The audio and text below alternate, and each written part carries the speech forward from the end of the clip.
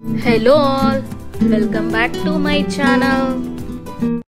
హోలీ పండగ ఎందుకు జరుపుకుంటాం? హోలీ పండగ వెనుక ప్రధానంగా ప్రహ్లాదుడు, హిరణ్యకశివుడు, హోలిక కథ ఉంది. పురాణ కాలంలో హిరణ్యకశివుడు అనే రాక్షస రాజు ఉండేవాడు.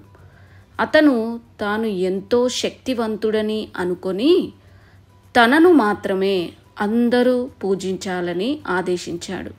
కానీ అతని కుమారుడు ప్రహ్లాదుడు విష్ణు భక్తుడు.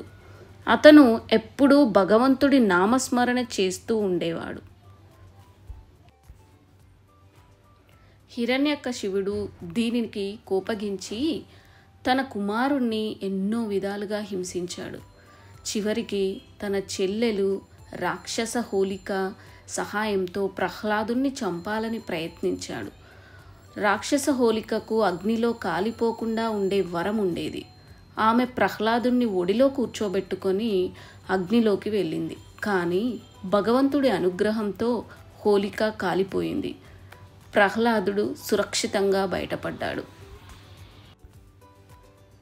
ఈ సంఘటనకు గుర్తుగా హోలిక దహనం చేస్తారు. అదే రోజు హోలీ పండగ ప్రారంభానికి కారణం అయ్యింది. రెండో రోజు రంగుల హోలీ జరుపుకుంటారు. సందేశం: హోలీ పండగ అధర్మంపై ధర్మ విజయం, దుష్టుల నాశనం, మంచికి గెలుపు అనే సందేశాన్ని ఇస్తుంది. అందరూ ఈ పండగను రంగులు చల్లుకుంటూ ఆనందంగా జరుపుకుంటారు.